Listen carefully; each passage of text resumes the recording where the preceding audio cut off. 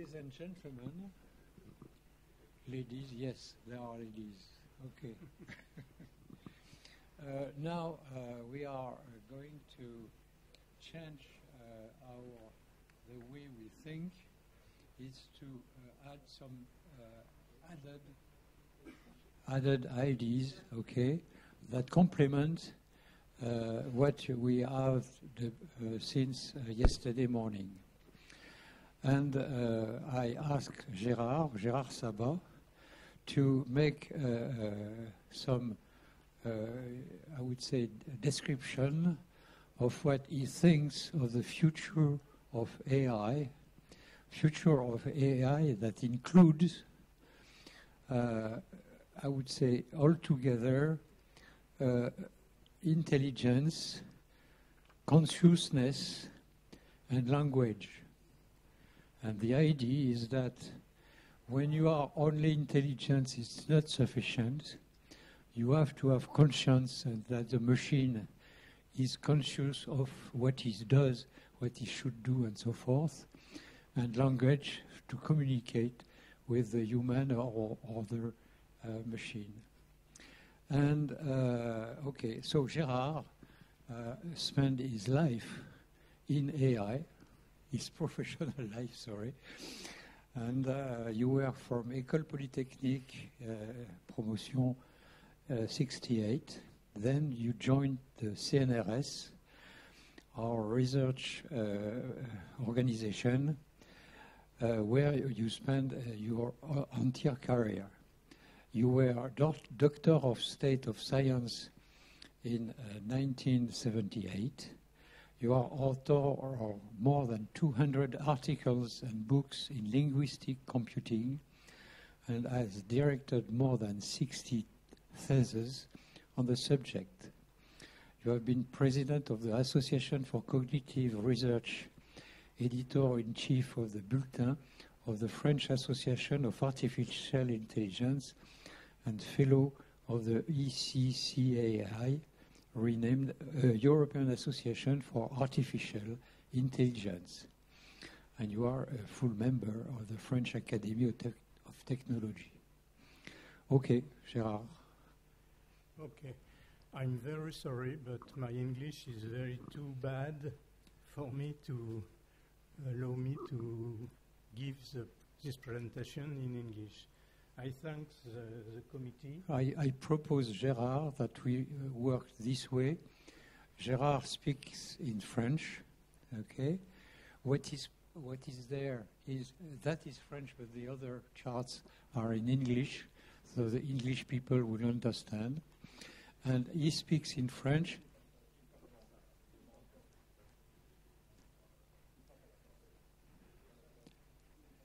No, wait. The people that speaks only English and not French, okay, they read that, okay, and when I hear what Gérard says, and when I see that he says something different than the slides, then I make the translation. That's why I am close to him. Okay. Thank you, Claude.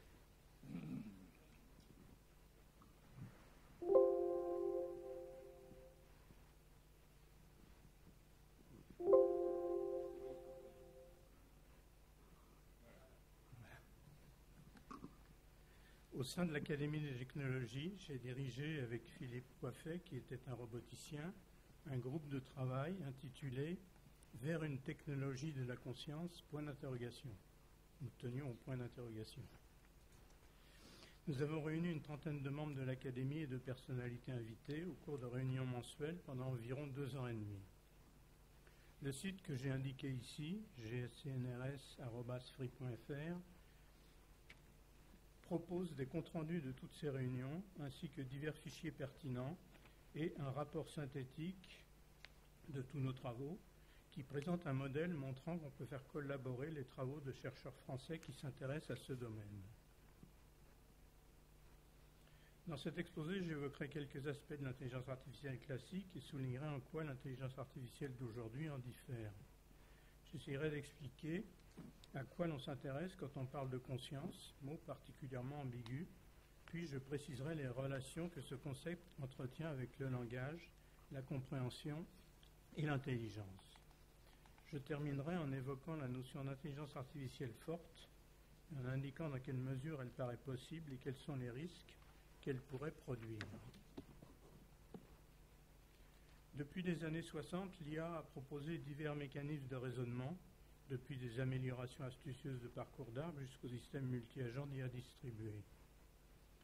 La présentation d'hier de David et Juliette ont largement montré à quoi correspondaient ces différents systèmes. Toutes ces approches ont eu des succès variables, mais tous reposent sur un principe que les systèmes symboliques, indépendants du corps et des émotions, pouvaient rendre compte de l'intelligence artificielle. C'est un peu l'hypothèse de départ du colloque de Dartmouth qui a donné naissance à cette notion. Yes, I make some precision that this list of tools, in fact, in English now, Juliette et David Sadek, Juliette Mattioli et David Sadek ont fait un exposé hier remarquable, et c'était sur le sujet justement, et ils ont décrit en fait tous les outils avec leurs caractéristiques. Voilà. Bon. Attends, j'ai parlé anglais ou pas? Oui.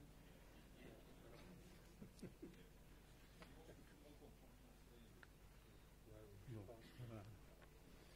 Pourquoi s'intéresser à la notion de conscience?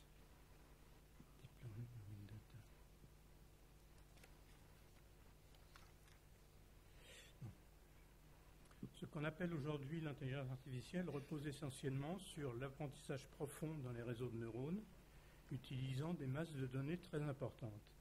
Dans ces réseaux, où il peut y avoir jusqu'à une vingtaine de couches intermédiaires, le système approfondit sa compréhension du problème avec des concepts de plus en plus précis qu'il construit lui-même dans les couches intermédiaires. Pour être efficace, cet apprentissage nécessite des masses de données extrêmement importantes, accessibles de nos jours grâce à ce que l'on appelle le big data. Toutefois, il faut souligner que ce processus, enfin le réseau qui en résulte, ne possède aucune capacité d'explication. Il ne peut pas dire pourquoi il aboutit à telle ou telle réponse, ni de représentation de ce qu'il fait ou de ce qu'il sait faire. On peut l'opposer au mécanisme humain qui peut apprendre à partir de seulement 1 à 3 exemples. Si on montre 3 photos de chats à un petit enfant, il reconnaîtra la 4e sans problème, il n'a pas besoin d'en avoir 10 millions d'autres.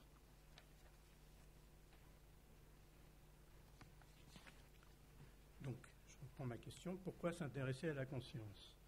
On peut remarquer tout d'abord que la conscience n'est admise au sein de la famille des objets scientifiques que depuis peu de temps.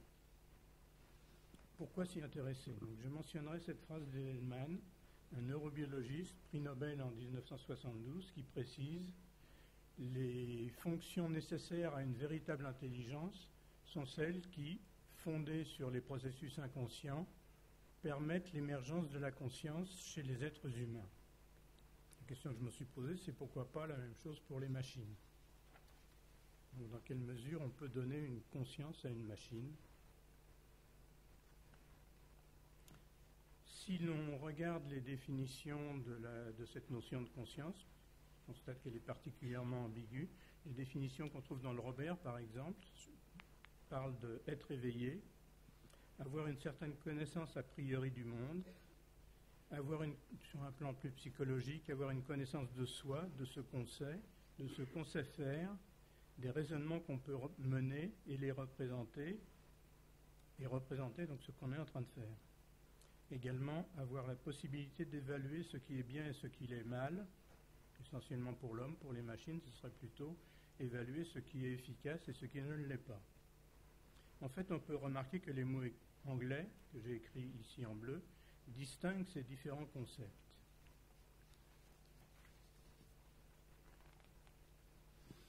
Dans le cadre du groupe de travail de l'Académie des technologies, nous avons essayé d'identifier la plupart des fonctionnalités liées à la notion de conscience. Je n'entre pas dans les détails, ce serait trop long, mais elles sont liées aux concepts généraux que j'ai soulignés ici, de représentation, de planification, de mémorisation, d'apprentissage et de communication. Domaines très généraux, donc, qui sont centraux pour la notion de conscience. Au cours de nos réunions, nous avons constaté un certain consensus sur l'ensemble de ces notions par les scientifiques et les philosophes que nous avions invités. In the French paper, you just check which of these functionalities. C'est le transparent d'après. Ah, c'est le transparent d'après. Je vous ai inversé, désolé. Ah, bah d'accord. Excuse-moi. En général, quand on parle de conscience et de machine, les gens se posent la question, est-ce qu'un robot ou un système peut être conscient? Ou est-il possible de simuler la conscience humaine dans une machine? En fait, ce n'est pas la bonne question par rapport au transparent précédent. Donc la bonne question, c'est quelles sont les fonctionnalités que les humains attribuent à leur conscience et qu'on peut envisager d'implémenter dans les futurs robots. Distinction importante. Donc voilà. Donc j'ai laissé en noir là les fonctions qui existent, aussi bien en intelligence artificielle que parfois en informatique en général. En bleu, les fonctions qui sont à l'état de recherche ou à l'étude et qui sont envisageables dans le court terme. En rouge, les fonctions qui nous restent inaccessibles pour l'instant. Okay, then what is blue are the functions that are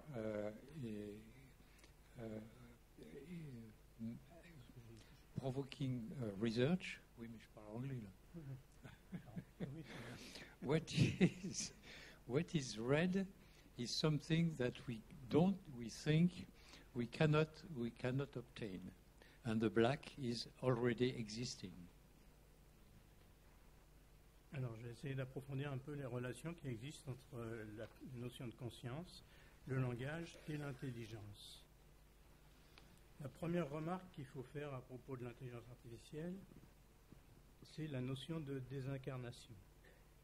Depuis ses débuts, l'IA a mis en œuvre des raisonnements uniquement formels. C'est une approche qui est finalement peu rationnelle, puisque tandis que l'existence d'une âme matérielle, par exemple, est indépendante du corps et généralement déniée par les scientifiques, c'est en fait elle seule qui est modélisée par des modèles qui ne tiennent aucun compte des effets du corps ou des émotions.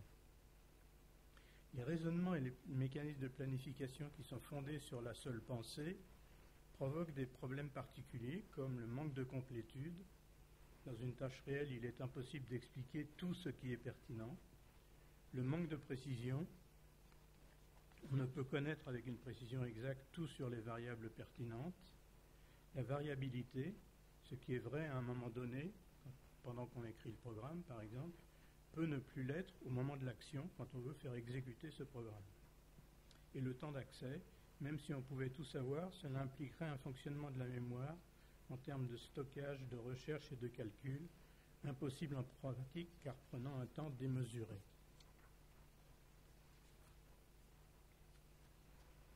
Relation entre le langage, la compréhension et la conscience. D'un certain point de vue, parler revient à rendre conscient, et par là même, le langage nous donne des possibilités d'étendre notre mémoire à court terme, d'abord par le discours intérieur, ensuite à moyen terme par la communication avec autrui, et à long terme enfin dans les livres par le langage écrit. Ainsi, le langage nous donne-t-il des possibilités supplémentaires de stocker de l'information. Comme le souligne Edelman, en ce qu'il sous-tend la possibilité de penser, le langage est la fonction qui permet l'apparition de la conscience d'ordre supérieur et qui nous libère de la dépendance vis-à-vis des événements arrivant en temps réel, et le langage nous permet donc la planification de nos actions à long terme. Ainsi, le langage permet le développement de nouveaux concepts et de symboles s'enrichissant mutuellement. L'aspect récursif de ce mécanisme explique également les possibilités de symboliser certains aspects de la communication et de communiquer donc à propos de la communication elle-même à un métaniveau et d'expliquer les règles sociales qui la régissent.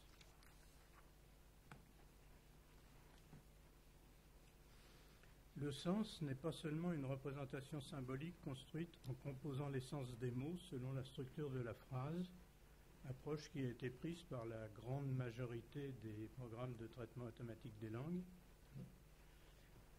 Et le sens peut aussi être vu comme visant à produire une modification du contexte cognitif de l'auditeur. C'est-à-dire qu'on doit avoir une vision de ce que connaît la personne à qui on s'adresse et de savoir comment ce qu'on dit va permettre de modifier ses connaissances. C'est-à-dire que le sens littéral, en fait, n'est pas forcément quelque chose de pertinent. La compréhension n'est pas fondée uniquement sur des critères logiques d'évaluation. Elle est d'abord le résultat émergent de processus inconscients, peut-être non rationnels, et qu'on ne sait pas décrire de façon algorithmique. Les interprétations sont développées avec une vitesse qui dépend de la plausibilité de la branche explorée. L'accessibilité variable des connaissances suffit alors à expliquer la préférence sémantique en contexte sur les interprétations les plus pertinentes. Interprétations qui sont associées aux connaissances les plus accessibles. La pensée rationnelle participe bien sûr aussi à la compréhension, mais seulement après cette perception spontanée du sens. La conscience peut ainsi être vue comme un processus contrôlé dont les données ont divers statuts. Ce sont soit des informations provisoires, candidates à devenir éventuellement conscientes en mémoire de travail, soit des données permanentes correspondant à divers aspects du soi en mémoire à long terme. Les différents processus sont chargés de gérer, d'évaluer et d'ordonner les différents buts permanents, la pertinence des données provisoires et de maintenir la cohérence de l'ensemble de ces données. La conscience a alors une fonction constructive consistant à unifier les résultats disparates de la mémoire de travail en un tout cohérent que ni les processus inconscients ni les processus contrôlés ne sont capables de réaliser seuls. Quand cela est possible, le résultat devient conscient en mémoire à court terme, donc géré comme une pile, c'est-à-dire que les éléments les plus pertinents effacent les éléments les moins adaptés. Donc, comment déterminer quand une donnée peut devenir consciente? La conscience peut être vue comme scrutant la mémoire de travail et gérant l'écriture des résultats produits par les processus inconscients dans la mémoire à court terme. Dans ce contexte, comment déterminer quels sont les résultats qui méritent d'être transférés en mémoire à court terme? Nous distinguerons un sentiment de compréhension reconnu par une stabilité au sein de la mémoire de travail. Le but est alors d'intégrer de façon cohérente cette nouvelle information aux connaissances antérieures. Une autre situation concerne le sentiment d'une ambiguïté. Si plusieurs solutions sont pertinentes, une oscillation entre ces solutions se produit de façon répétitive en mémoire de travail. Cela donne lieu à une ambiguïté consciente qui est transmise donc en mémoire à court terme et qui doit être résolue par au moyen des processus réflexifs. Un troisième point est le sentiment d'une contradiction qui sera détecté quand un résultat stable dans la mémoire de travail est en contradiction avec une donnée déjà connue, soit une donnée provisoire en mémoire de travail, soit une donnée en mémoire à long terme. Les résultats pertinents sont alors transmis à la mémoire à court terme et le niveau conscient va chercher à lever la contradiction rencontrée.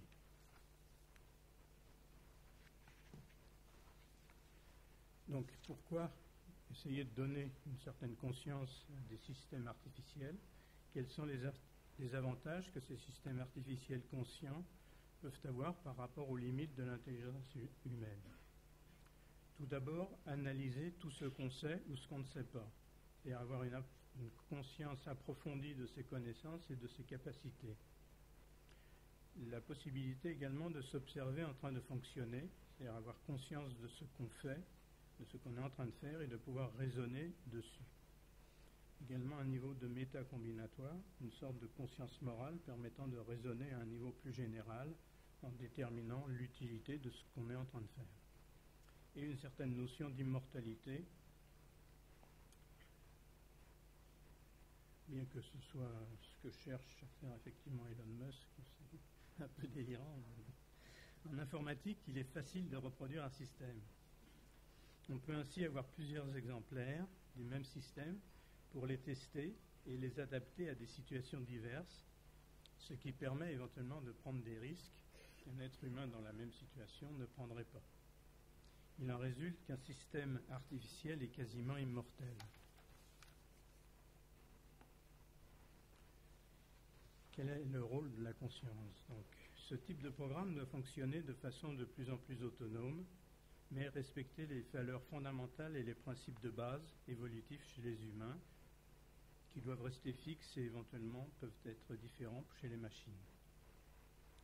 Isaac Asimov a examiné cette question dans les années 50. Il a proposé 3 lois de la robotique afin de gouverner des systèmes artificiellement intelligents. Je suppose que tout le monde les connaît, je les rappelle très rapidement. Un robot ne peut agresser un être humain ni en restant passif permettre qu'un être humain soit exposé au danger. Deuxième loi, un robot doit obéir aux humains, sauf si ça entre en conflit avec la première loi. Un robot doit protéger son existence, sauf si ça entre en conflit avec la première ou la deuxième loi. Ce qui est plus intéressant, c'est qu'une grande partie de son travail, ensuite, a été consacrée à tester les limites de ces 3 lois. Dans son livre « Robots », il construit des situations où les lois sont mises en défaut, ce qui suggère qu'au sein d'un ensemble de lois fixes, ne peut anticiper suffisamment toutes les circonstances possibles, en particulier avec des systèmes qui ont ce niveau de conscience. Yes, it's very important.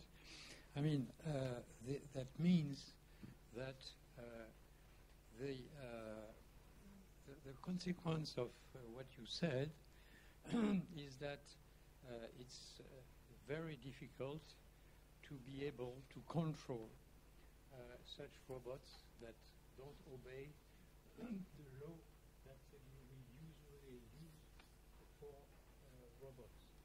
And that is part of what I tell Gérard, that he's pessimistic, but I think we should be pessimistic so that we manage that the robot does something that we want him to do and not more. Alors, peut-on envisager sérieusement l'émergence d'une IA forte? Une IA forte, c'est-à-dire une IA qui aurait au moins notre niveau d'intelligence et qui aurait une conscience effective de ce qu'elle fait et de ce qu'elle sait et de ce qu'elle est en train de faire. Dans l'état actuel, les millions de données utilisées pour un apprentissage appartiennent à un monde fermé. C'est-à-dire que les données sont toutes relatives à un même problème. Les réseaux produits sont très efficaces dans ce monde, mais peu efficaces dans d'autres mondes, en particulier dans des mondes ouverts où toutes les caractéristiques ne sont pas connues. Par ailleurs, le suivi de ces travaux est délicat car la veille est relativement difficile. Quand on constate par exemple qu'il y a une soixantaine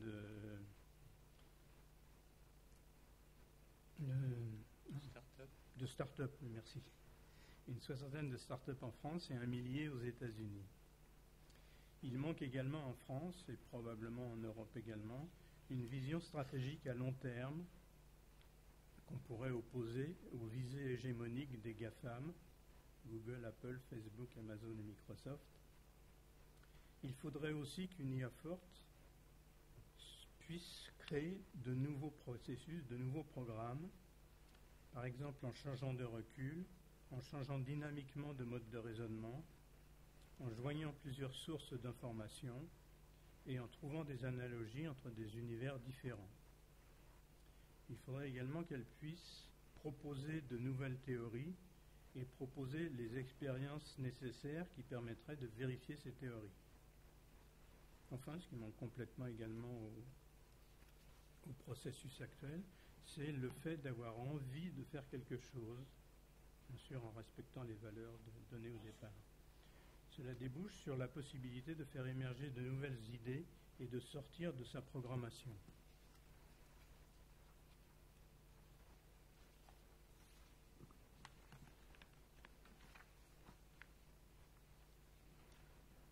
Okay, that is very. The picture is very complex, and it's in French. So what I propose is that you speak in French what you want to say, and I will explain on the sketch. Dans les détails duquel je ne vais pas rentrer, montre simplement une possibilité. On y avait réfléchi un peu au sein du groupe de travail de l'Académie, la possibilité de faire collaborer des travaux de chercheurs français qui se sont intéressés à la notion de conscience. Les travaux d'Alain Cardon, les travaux de Jacques Pittrat et les miens, donc respectivement en bleu, en jaune et en rose. Alors, pour Alain Cardon, il s'agit de constituer un ensemble de processus élémentaires très simples, mais en très très grand nombre, et qui peuvent rétroagir entre eux. Également, ces processus sont méta-représentés par des processus à un niveau supérieur qui représentent ce qu'ils savent faire, ce qu'ils sont en train de faire et les résultats qu'ils produisent. Cardon explique que, alors c'est beaucoup plus complexe que ce que je dis là, bien entendu, Cardon explique que la stabilisation de cet ensemble de processus correspond à ce qu'il appelle un état de pensée. Un état de pensée qui peut représenter éventuellement une émotion ou faire émerger une pensée concrète. Cardon ne s'est pas du tout occupé au problème de traduction en français, enfin en langage, de cet état de pensée. Donc, il faut l'interpréter tel qu'il est. Jacques Pittrat ensuite a développé un système qu'il appelle CAIA pour chercheur artificiel en intelligence artificielle. La grande idée de Pittrat, c'est de dire l'IA forte est possible, mais nous ne sommes pas assez intelligents. L'IA forte est possible, mais nous ne sommes pas assez intelligents pour y arriver. Et donc, il faut nous faire aider de l'intelligence artificielle elle-même. Donc, il produit des mécanismes de résolution de problèmes. Son programme s'applique à tous les problèmes explicités sous forme de contraintes. Donc, tous ces programmes sont méta-représentés, c'est-à-dire de la même façon avec une représentation de ce qu'ils peuvent faire, de ce qu'ils sont en train de faire, de ce qu'ils produisent. Et le programme a lui-même la possibilité de créer de nouveaux programmes ou de modifier les programmes dont il dispose.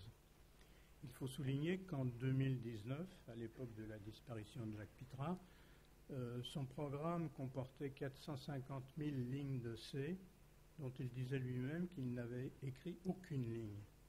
Tout avait été produit par ces programmes. Et hop là. Bon, attends, je crois que je vais traduire pour les Anglais. Ok. C'est pas simple. Bon.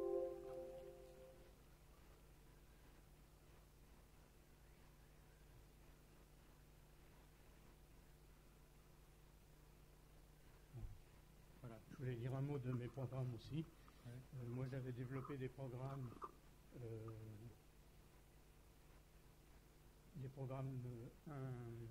non conscients, automatiques, et avec une amélioration des tableaux noirs qui permettent aux programmes de s'adapter aux résultats des programmes de plus haut niveau. C'est-à-dire de faire en sorte que les programmes de haut niveau soient, entre guillemets, le plus contents possible de leurs résultats. Et j'ai également développé des mécanismes de programmes réflexifs, c'est-à-dire avec une représentation, une méta-représentation représentant encore une fois ce qu'ils peuvent faire, ce qu'ils savent faire, ce qu'ils sont en train de faire, et la possibilité de les faire agir à partir d'un plan statique visant à résoudre le problème et une adaptation dynamique qui permet de modifier ce plan en fonction des résultats préalables, provisoires qui sont produits. La conscience faisant un pont en fait entre les deux types de programmes et gérant tout ça au sein des différentes mémoires, une mémoire à court terme, une mémoire de travail et une mémoire à long terme qui contient la mémoire sémantique, la mémoire des événements et la mémoire procédurale. Donc, j'entre pas plus dans les détails, ça deviendrait incompréhensible. I will try to make some translation in English. Okay. So there is, I mean, the group of that Gérard talked about was made of 20 people, but among these 20 people, there are 3 people that were, I would say, the more pushy about the ideas. It's Jacques Pitrat, Gérard Sabat lui-même, and Cardon. Son prénom c'est quoi? Alain Cardon. And Alain Cardon. And the scheme here shows what each of those 3 did. Okay, the blue, the clear blue was done by Cardon, and he was just building up the system that coming from the sensor around the robot, they built the sensitivity, the emotions, and all that is at that level. Okay, and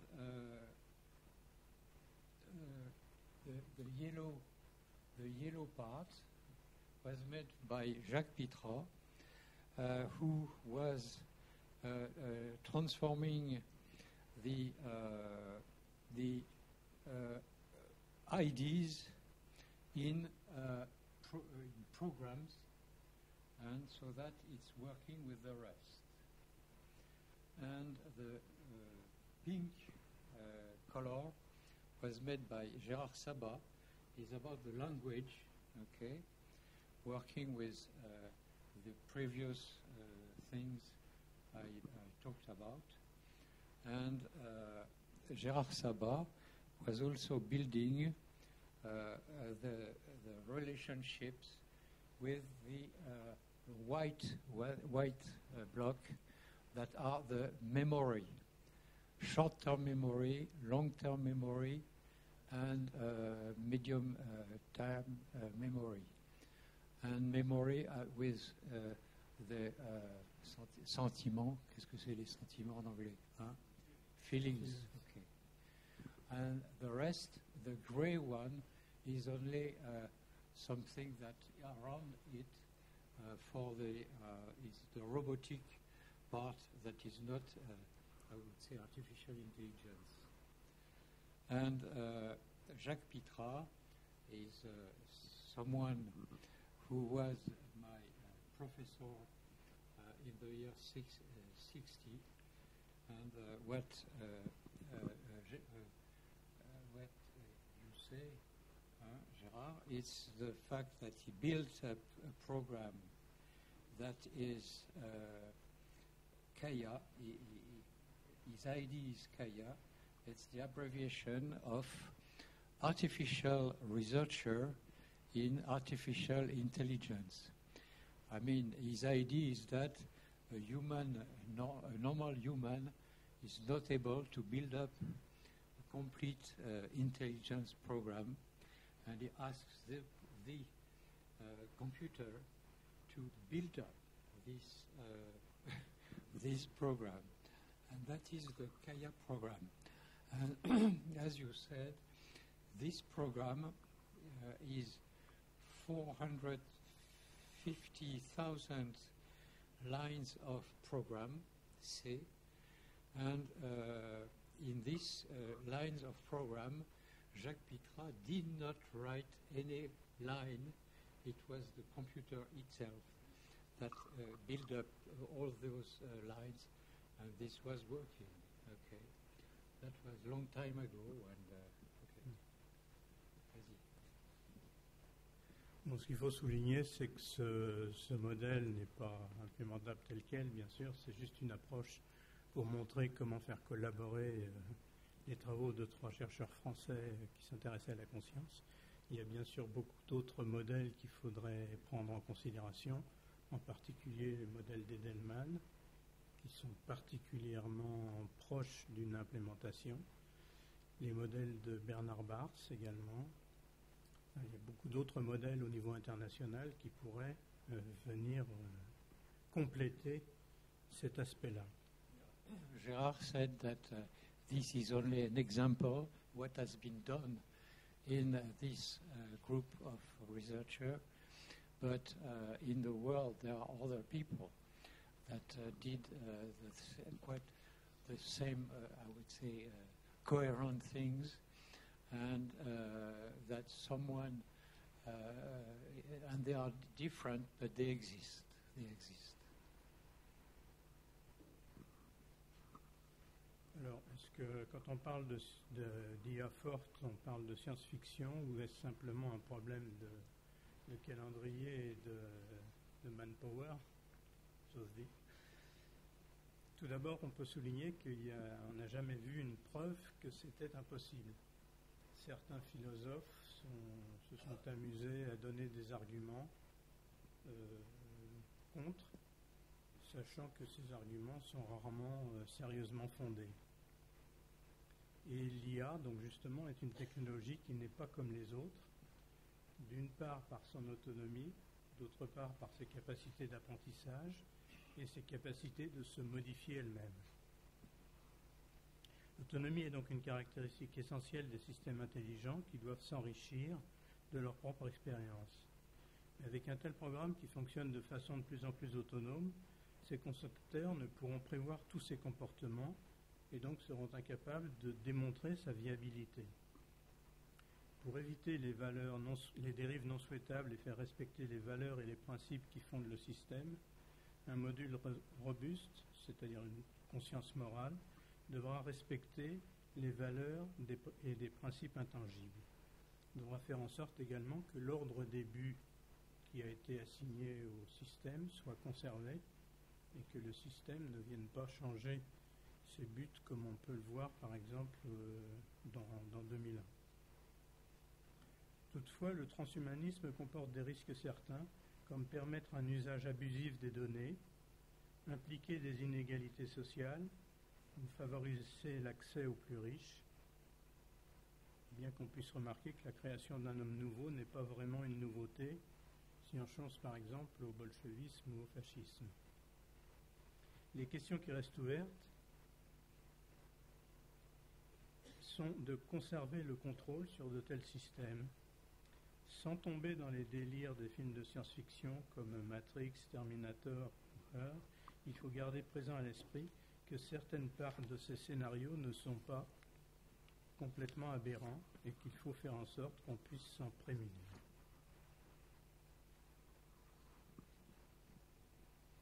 Merci. Voilà. Thank you.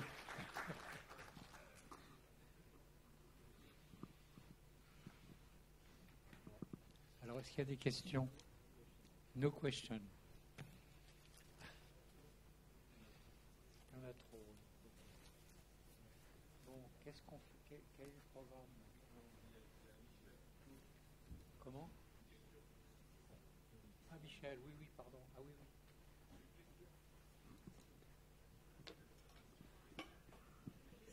Qui a une question? Ah, il y a une question. Là-haut, tout là-haut. Ah oui. Bon, dites-la alors.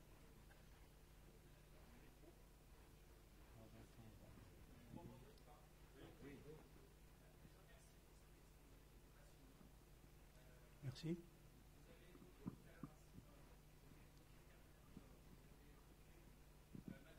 Oui. Oui, j'en avais parlé aussi. Oui.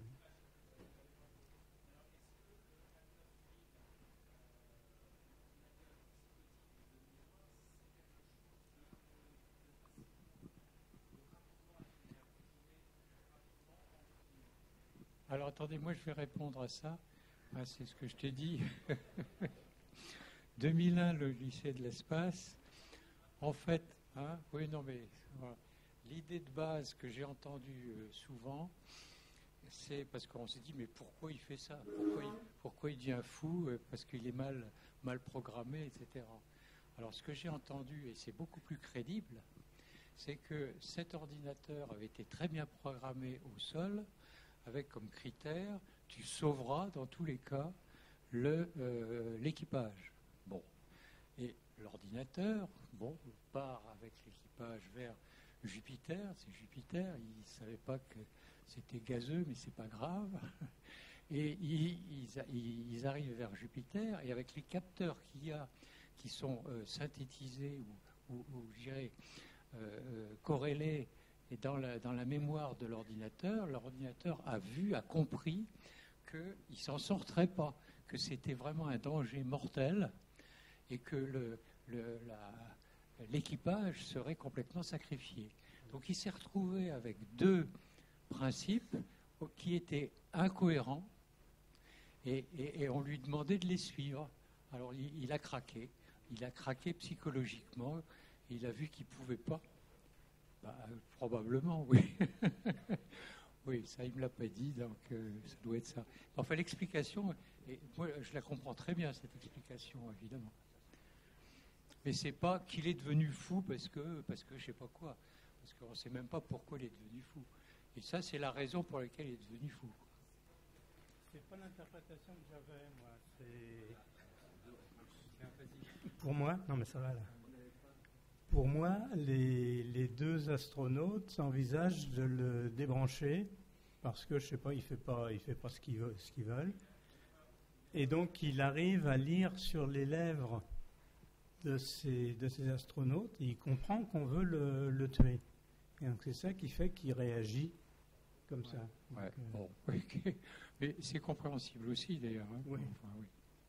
Voilà. Mais je veux dire, c'est pas une folie comme ça gratuite, il y a quand même une raison, on trouve toujours des raisons.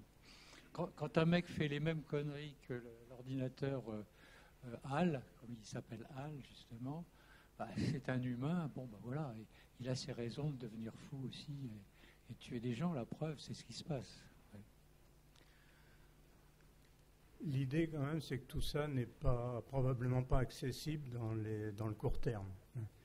Pitra, dans un de ses articles, il dit « N'oublions surtout pas l'IA forte, mais c'est une vision à 100 ans. » Oui. Donc on sera tous morts. On sera probablement, mais on sera tous nous morts ne le verrons pas. Quand tout ça arrivera. Quoi.